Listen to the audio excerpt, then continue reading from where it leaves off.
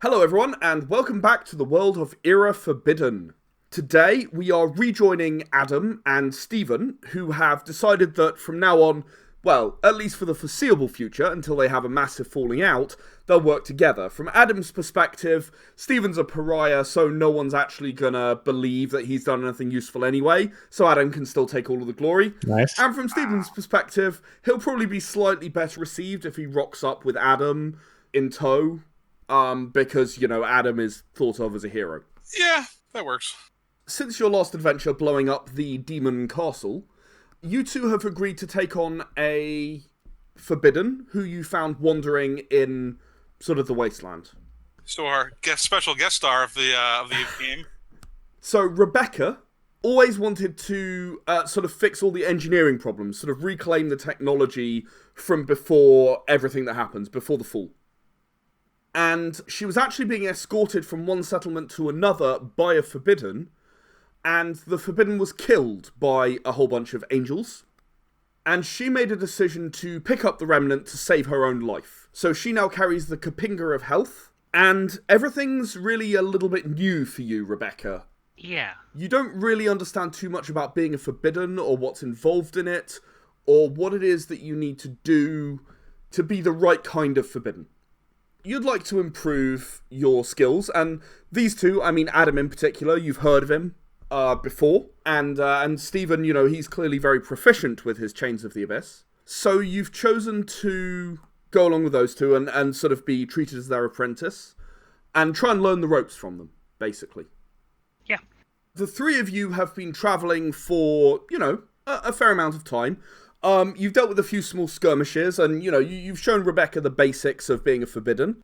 So, you two, I'd like you to give Rebecca a little bit of advice about being forbidden. Maybe 2 pieces of advice each.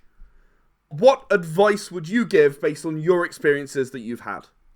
I know you've used the remnant to save your own life, but so yeah, you've been in a tough situation before, but that might be just one of the easiest moments of your life if you look back in a few years. So hopefully you're ready for it. So, life is hard. And harder when you go against lots of angels and demons, apparently. They don't specifically like us. It's So those are 2 very good pieces of advice. So the 2 pieces of advice are, life. You thought it was hard when you took on the remnant, but life is just about to get a lot harder. And the angels and demons, they don't like you very much.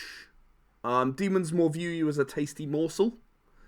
And the angels view you as anathema, so they really don't like you. So not making friends then.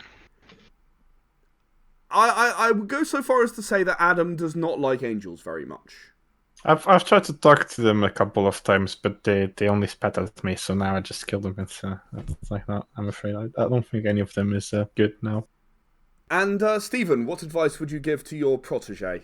So basically, you always want to make sure you do what you think is right.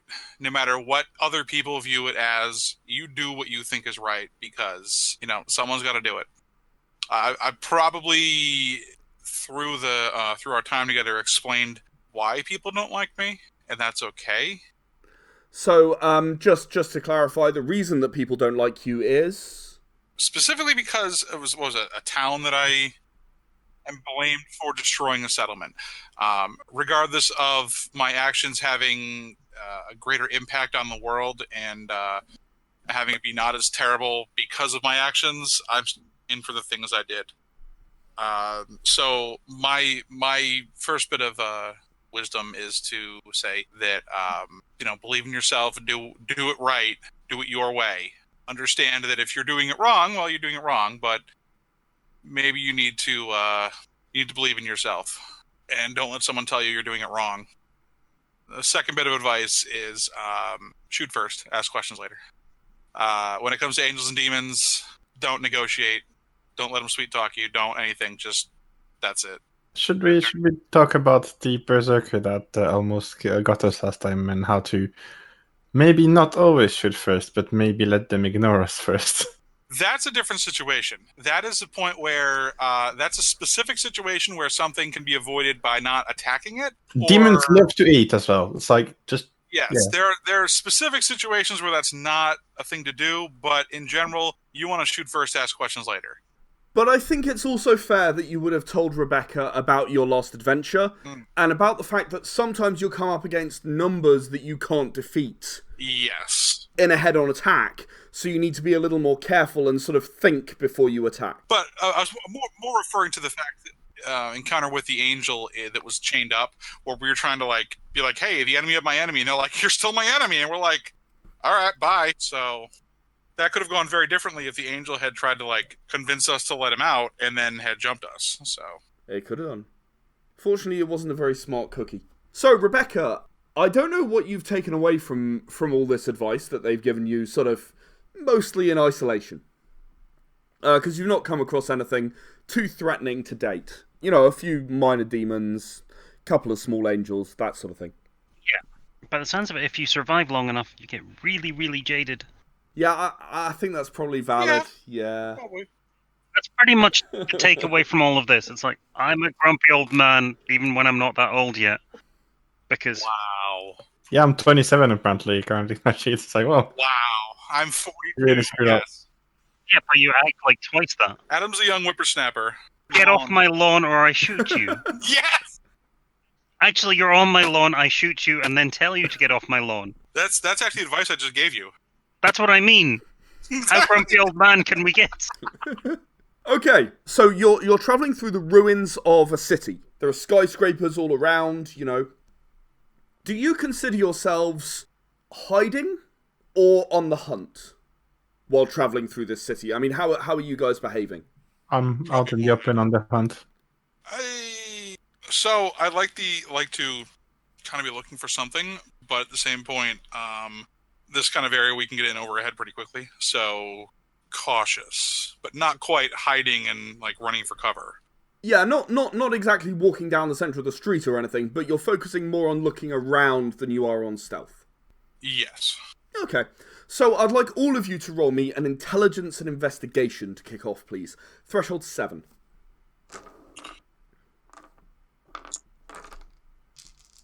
One. 2 successes. 4. So, Stephen, the rest of you, you know, you're looking around, you know, the buildings, they're covered in plants, they've pretty much reclaimed the city at this point. Huge, you know, climbing vines and whatever, they're climbing the skyscrapers. Many of the skyscrapers have fallen, you know, they're in ruins, they're sort of fallen down, sort of diagonal, broken top half off and that sort of thing. Stephen, you become aware of a shadow moving in front of the sun from time to time. Where's the sun's relative position right now? It's happening over the course of an hour or two, and it's near the middle of the day, so the sun's pretty overhead. And just as you're kind of walking along the street, you know, you're looking around, as you said, you're being cautious, but occasionally just a shadow seems to pass over the sun. And by the time you look up, there's nothing there. Okay. So I'll just communicate to the other two that we probably have a friend out there, and just kind of give relative positions, like, you know, between us and the sun right now is pretty much overhead. Okay, so we might have something flying or something leaping between buildings, which Where was it going? Like, it has to go. it's been following us. Yeah. I don't know what it is. I Oh, haven't it's seen. following us. Yeah. I'm just seeing a shadow. Should we be quiet? Should we wait and see if it comes near? Well, you can't think- shoot it if you can't see it. Keep your eyes open. Is our best bet. Maybe avoid areas that we could be trapped effectively. So I mean, let's stick together and stay here for the night, and then explore the environments because there's something going on. yeah, I'll pick a safe spot to make sure that we're... So you're gonna stop moving and wait. Is that what you're gonna do? We kind of No, work no, together, I suppose, but that Oh, just keep going together. Okay. and Yeah. maybe find a name to spend the night if we need to. But you know, keep and our wits. Okay, it's not going to go on that long before something else happens. So that's fine. You're just going to keep going and sort of keep being vigilant and so on. Yep. So, again, roll me an intelligence investigation, all of you. As I say, you're being vigilant. 3. 2. 2. So this time, Adam, you become aware of sort of a psst. Hey. off to the side, you become aware of sort of someone seeming to try to attract your attention. I just tapped my teammate's shoulders and just go on to the side alleyway, I guess. Okay, so you're going to guide them over as well. Okay, so what you'll come across is anyone who'd like to can roll me an intelligence and lore to identify what it is that you're seeing. If you want to roll it, Rebecca, of course, it will be intelligence and luck because you have no lore. 4. No one's going to try. You're passing on that one, are you, Adam? Yeah. Yeah. Rebecca, are you rolling? No, they're teaching me, so I'll see what they say. Okay, so with no successes, what you're going to see is you're going to see someone standing there in angelic armor. You will notice that they're not holding a weapon of any sort, just a shield. Stephen, this is undoubtedly an angelic champion. If they decided to fight you, you're probably dead. Even all three of you at the same time. This definitely falls under the shoot first, ask questions later, but understand your opponent. Yeah, absolutely. In terms of the demon prince that you met before, you're talking about someone on a similar level. So I'm definitely seeing this, I'm gonna grab Adam's shoulder and be like, that's an angelic champion. Dude, no. What is it, Angel? I wish to parley. Speak your mind. You probably are aware that angels consider you anathema. They're lucky they sent you, because I would have killed anyone weaker. I have never shared this opinion. I know that you have no wish to harm angels. The demons are truly the threat to your people. So I'm here to offer you an opportunity to improve the angels' position in this war. Are you interested? That's a tough sell, but Well, let's put it this way. The angels might not like Forbidden as a general thing, but they have nothing against humanity. The demons just view everyone as a food source. The angels won't deliberately attack humanity. If you truly are Forbidden and Forbidden are truly guardians of humanity, as I've been told, surely it's better for you that the angels win this war. I'm not saying that it's impossible that we won't help you, but we have to know what we're dealing with, and you certainly know better than you. Of course, of course. I have no intention of asking for anything impossible. What are you asking for then? There are a group of angelic traitors nearby. They have decided to join the demonic forces, and they are absconding with a Leviathan. It's only a baby, but if the demons were to gain a Leviathan transport, that could distinctly change the situation. At the moment, they are forced to travel through tunnels beneath the ground, but if they were able to fly, I don't want to think about what they might be able to accomplish. Okay. There are only 6 of them. I was one of their number, and when they chose to abscond and join the demon forces, I left. I cannot kill my brothers. I'm sure you can understand that. No, but you're fine with asking someone else to kill them for you. You see him sort of suppress a rage, and he says, please do not presume to understand what angels must do. You could never understand that. So then I ask Stephen, how dishonest is it? Okay, is it how dishonest could an angel be to another angel? Would they know? I suppose. Intelligence lore, I guess. Or I mean, just being dishonest in general. You know, it's like, is there code of ethics, or is it just? I was kind of wondering the same thing. Like, obviously, humanity's never had any good encounters with angels. It's not actually had any bad encounters with angels unless they're in the way. Yeah, that's what I'm kind of figuring. So angels just don't care, right? They don't care one way or the other. They don't care whether humanity lives or dies. They won't go out and slaughter them deliberately. Demons will go out and eat them deliberately. That's kind of the argument he's going with here. Angels, generally, in all the recorded dealings, they're honest and straightforward. They don't see any need to lie. They don't have anything that's like a mimic. So I guess the problem is, like, this seems like a really strange anomaly to me. For the simple fact that these are angels that are going against their cause, and something had to change that caused them to actually go down this path.